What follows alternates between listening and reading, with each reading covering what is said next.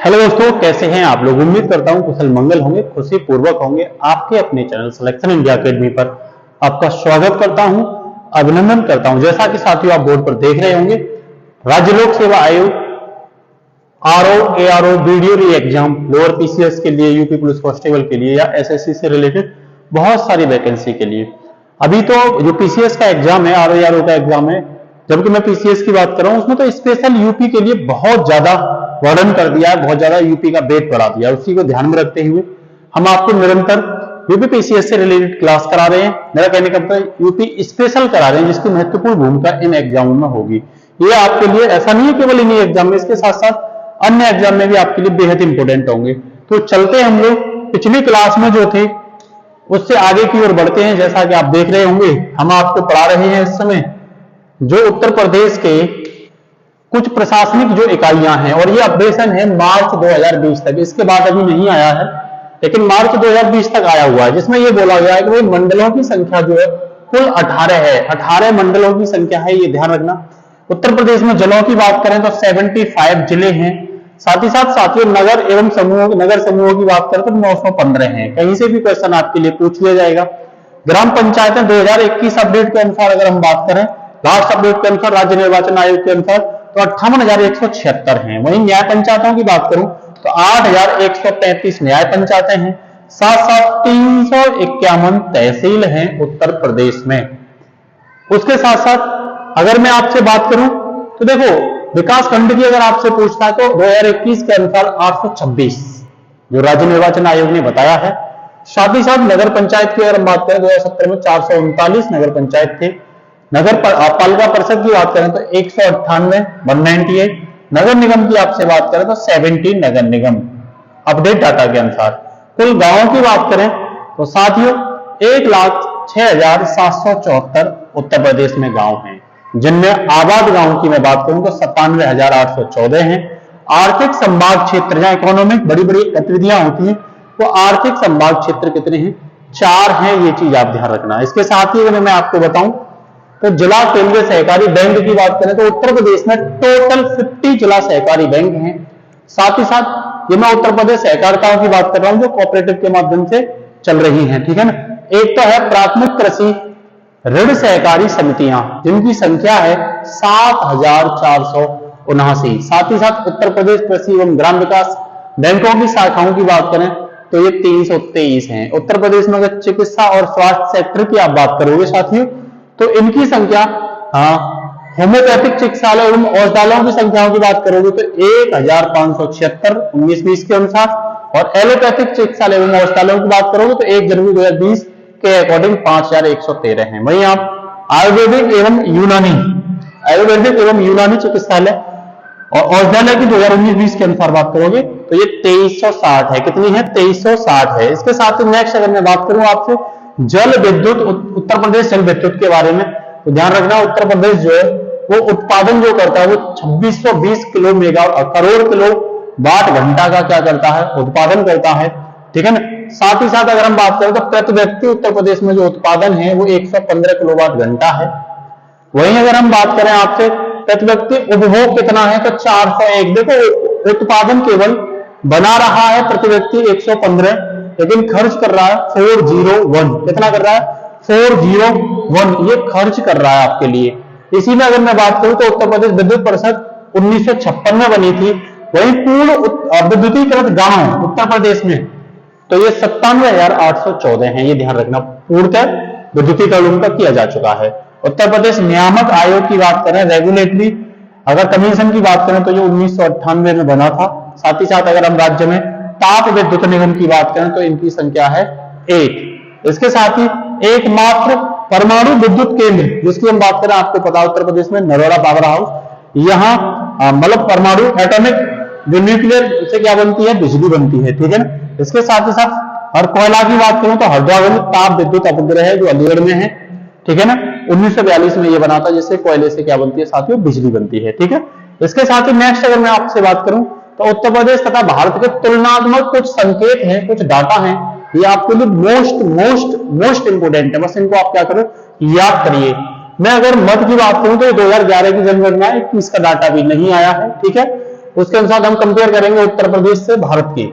तो मैं जनसंख्या वृद्धि की बात करूं 2001 से 11 में, तो ये 20.2% उत्तर प्रदेश में हुई थी। टोटल भारत की बात करें तो 17.7 थी, जिसमें एवरेज से उत्तर प्रदेश की कहीं ज्यादा रही है। वहीं जनसंख्या घनत्व बात करें तो प्रति किलोमीटर में कितने लोग रहते हैं, तो उत्तर प्रदेश में 829 रहते हैं। ऑल ओवर इंडिया की बात करें तो ये 382 हैं। नगरीय जनसंख्या का प्रतिशत की अगर मैं बात करूं तो 22.3% है। और साथियों ऑल ओवर इंडिया की अगर हम बात करें तो ऑल ओवर इंडिया में 31.1 है। इसका मतलब उत्तर प्रदेश में नगरों की संख्या कम है, ग्रामीण जनसंख्या ज्यादा है। आपको ये पता चल जाएगी। ग्रामीण जनसंख्या ऑल ओवर इंडिया में 68.9% है। वहीं अगर मैं बात करूं उत्तर प्रदेश में तो 77.7 है, मतलब भारत के एवरेज से उत्तर प्रदेश की ज्यादा है। लिंगानुपात अगर हम बात करें उत्तर प्रदेश में 1000 पुरुषों पे साथियों 912 महिलाएं हैं। वहीं मैं ऑल ओवर इंडिया की बात करूं तो ये 943 है। उत्तर प्रदेश में कम है लिंगानुपात, ये ध्यान रखना।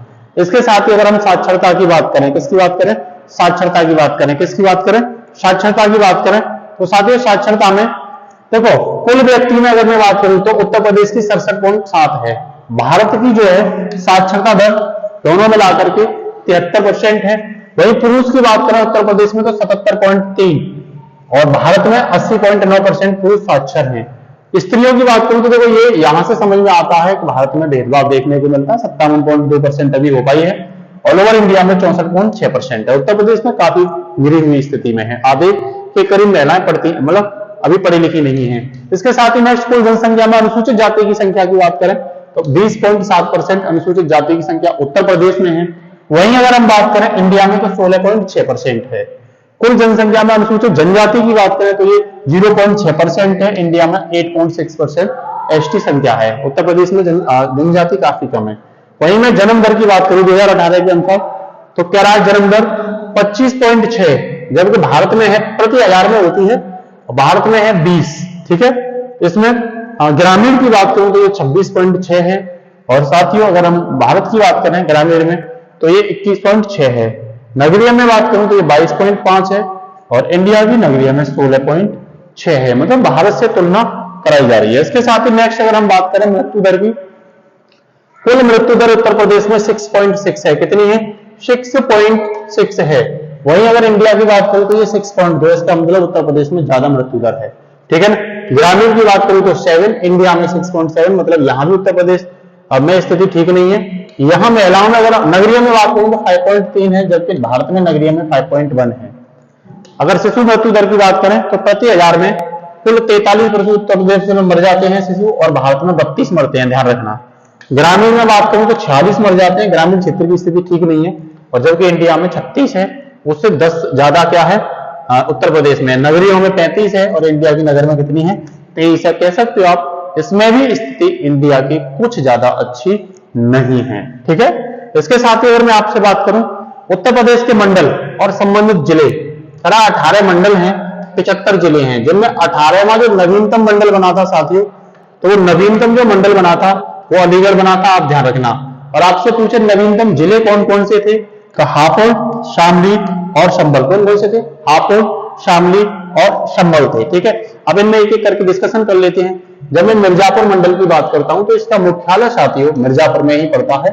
और मिर्जापुर मंडल में 3 जिले आते हैं, 3 डिस्ट्रिक्ट आते हैं, जिनमें पहला है मिर्जापुर खुद, सोनभद्र और भदोही। ध्यान रखना, भदोही, मिर्जापुर और सोनभद्र, ये तीनों किसमें आते हैं, मिर्जापुर मंडल के अंतर्गत आते हैं। जिले से बड़ा होता है मंडल।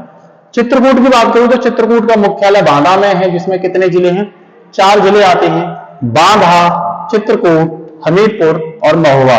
महोबा, चित्रकूट, बांदा और हमीरपुर। रट लेना, तैयार कर लेना आपके पीसीएस के लिए बेहद, आरओ एआरओ के लिए, लोअर पीसीएस के लिए भी, पुलिस कांस्टेबल के लिए बेहद इंपोर्टेंट है। अलीगढ़ की अगर हम बात करें तो अलीगढ़ का मुख्यालय अलीगढ़ में ही, 4 जिले आते हैं इसके अंतर्गत, अलीगढ़, एटा, हाथरस और कासगंज। वहीं साथियों झांसी मंडल की अगर मैं बात करूं तो इसका हेडक्वार्टर झांसी में है।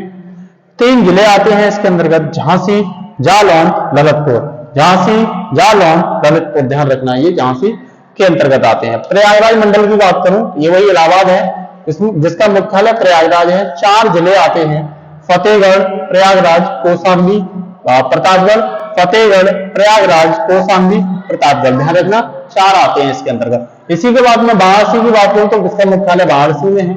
इसमें भी 4 जिले आते हैं, ठीक है ना। चंदौली, जौनपुर, वाराणसी, गाजीपुर, चंदौली, जौनपुर, वाराणसी, गाजीपुर, ये कितने आते हैं? 4 आते हैं इसके अंतर्गत। इसके साथ कुछ और हैं, देखो ये आप देख रहे होंगे। वही मैं बात करूं लखनऊ मंडल, इसमें 6 जिले आते हैं। कितने आते हैं? 6 जिले। किसमें आते हैं? लखनऊ मंडल में 6। ध्यान रखना कानपुर लखनऊ दोनों में 6 जिले आते हैं। हरदोई, लखनऊ, सीतापुर, लखीमपुर खीरी, रायबरेली, उन्नाव, रायबरेली, लखीमपुर खीरी, हरदोई, लखनऊ, सीतापुर। ध्यान रखना ये 6 जिले किसमें आते हैं? लखनऊ मंडल में आते हैं। वही आजमगढ़ की बात करूं तो 4 जिले आते हैं। इसका मुख्यालय कहाँ है? आजमगढ़ में है। आजमगढ़, मऊ, बलिया, 3 आते हैं। बलिया, आजमगढ़, मऊ, बलिया, आजमगढ़ और मऊ। कानपुर की बात करें तो इसमें 6 आते हैं कानपुर मंडल में, ठीक है। औरैया, फर्रुखाबाद और कानपुर, इटावा, कानपुर देहात और कन्नौज। ध्यान रखना कन्नौज, कानपुर देहात और इटावा, औरैया, फर्रुखाबाद और कानपुर, ये 6 जिले आते हैं। आगरा मंडल की मैं आपसे बात करूं तो इसका मुख्यालय आगरा में ही है। 4 जिले आते हैं। आगरा, मैनपुरी, मथुरा और फिरोजाबाद। आगरा, मैनपुरी, मथुरा और फिरोजाबाद, ये किसमें आते हैं? आगरा मंडल में आते हैं। मिर्जापुर मंडल की बात करें तो इसका हेडक्वार्टर मिर्जापुर में ही है। 3 जिले आते हैं। मिर्जापुर, सोनभद्र, भदोही। मिर्जापुर, सोनभद्र, भदोही, ये मिर्जापुर में आते हैं, मैंने पहले ही बताया था आपको, ठीक है। मुरादाबाद मंडल की बात करूं तो इसमें 5 जिले आते हैं। कितने आते हैं? 5। मुरादाबाद, रामपुर, अमरोहा, बिजनौर, संभल। ध्यान रखना संभल, बिजनौर, मुरादाबाद, अमरोहा, ये किसमें आते हैं? ये साथियों मुरादाबाद मंडल में। ये मैंने आपको डिस्कशन पहले कर ही दिया था। इसके साथ ही नेक्स्ट जो है वो आप ये देख रहे होंगे सहारनपुर मंडल। सहारनपुर मंडल में 3 जिले आते हैं, खुद सहारनपुर, मुजफ्फरनगर, शामली। शामली, सहारनपुर, मुजफ्फरनगर, ये 3 आते हैं, ठीक है। इसके साथ ही गोरखपुर मंडल की बात करें तो इसमें 4 आते हैं। देवरिया, कुशीनगर, महराजगंज, गोरखपुर। गोरखपुर, महराजगंज, कुशीनगर, देवरिया, ये 4 किसमें आते हैं? गोरखपुर मंडल में आते हैं। मेरठ मंडल की बात करें तो इसमें 6 जिले आते हैं। ध्यान रखना मेरठ में ही बागपत, गौतम बुद्ध नगर, मेरठ, बुलंदशहर, गाजियाबाद, हापुड़। गाजियाबाद मेरठ में आता है, ध्यान रखना बुलंदशहर मेरठ में आता है, हापुड़ मेरठ में आता है, बागपत मेरठ में आता है, गौतम बुद्ध नगर मेरठ में आता है, खुद मेरठ भी मेरठ मंडल के अंदर। देवी पाटन की बात करूं तो इसका हेडक्वार्टर गोंडा में है। 4 जिले इसके अंतर्गत आते हैं।